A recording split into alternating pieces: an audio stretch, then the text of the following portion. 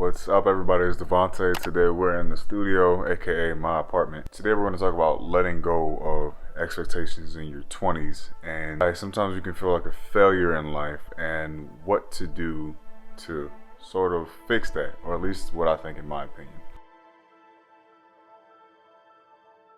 I thought initially that quote came from the Bible.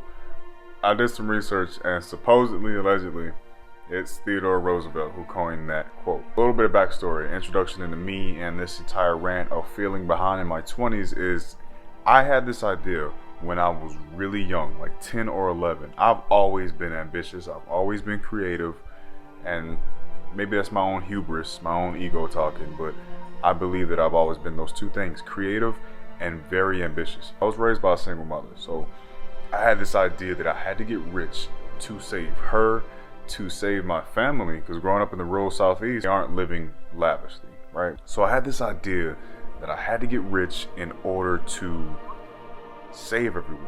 So I always had these ideas for inventions or business ideas ever since I was a kid. As I got older, I got into drama, and I wanted to be a well-known actor, and got more into drawing. I started doing commissions, so I understood how to sell something really quick. And I'm not saying that I was the best. The more social media presence I can have now, the bigger I will be, the closer I will be to saving everyone from mediocrity, what I consider mediocrity, which was that underclass standard of living.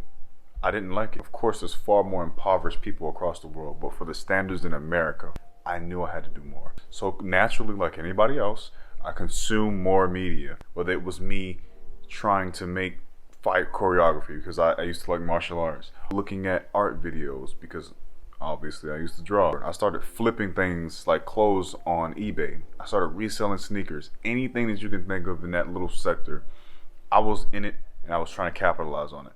What I found really quick was I spent so much time trying to compare myself to other people. And what it did was rob me of the joy of doing those things because I cared about them. Comparison is the thief of joy. It stole my joy for things I cared about. I liked making videos because I liked making videos, because I wanted to escape from this underclass, what felt like poverty. I wanted to escape from that. I turned to capitalism. I'm not here to demonize capitalism, but what I saw really quick was that trying to capitalize on things that you care about and watching how it works out for other people will quickly kill the joy and excitement that some of your favorite hobbies and interests give you. Comparison is the thief of joy.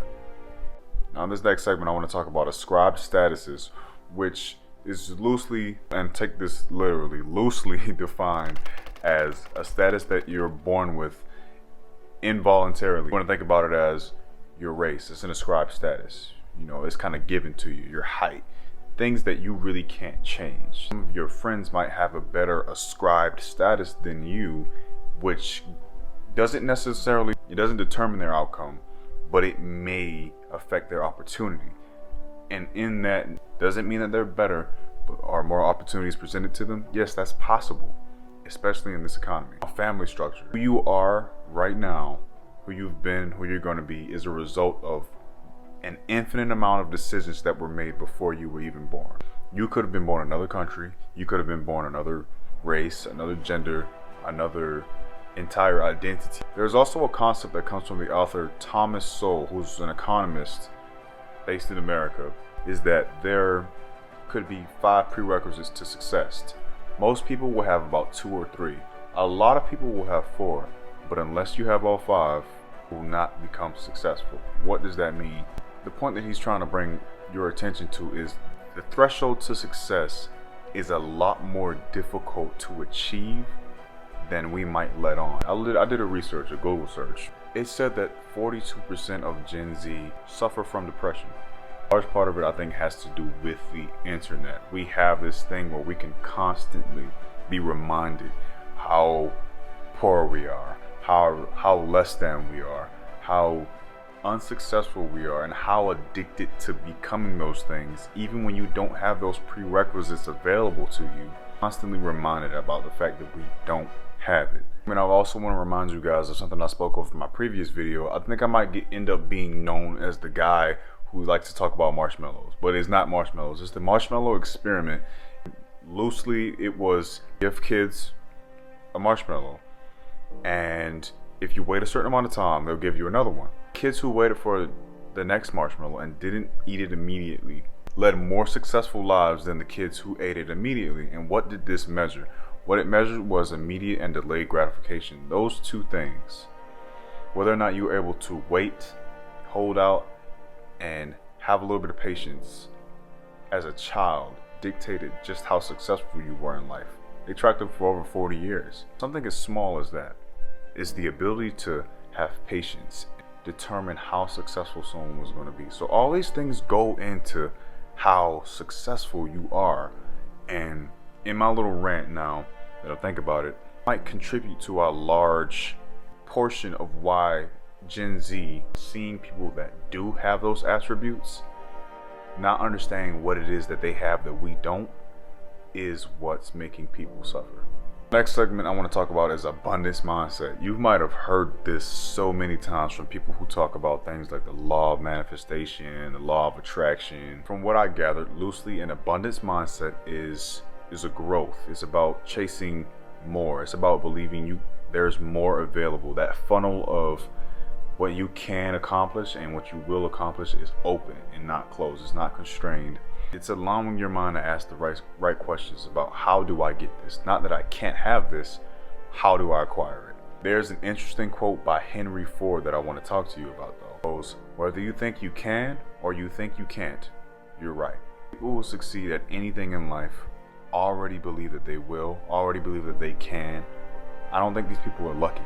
So if there's something that you can look at and someone that you've been comparing yourself to, just understand this: they thought that they could do it. You can't control the uncontrollables. You can't control how you were raised and what cards you were dealt, but what you can do is change your mindset. And it kind of feels phony as somebody who doesn't make a lot of money to hear that from people who make a lot of money. It's like, oh, it's all about mindset. Unless you think you can do something, you won't do it. Why keep waiting and pushing it off till tomorrow?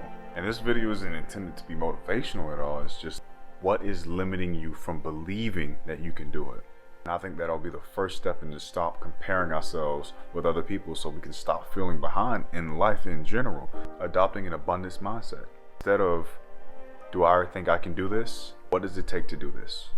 What do I have to change today, tomorrow, the next day, and every day after that to accomplish this thing? I think that's where it starts. And last but not least is the concept of letting go. There's a quote by, and I hope I don't butcher this, it's a Vietnamese monk named Thich Nhat Hanh. Out of fear of the unknown, they prefer suffering that's familiar.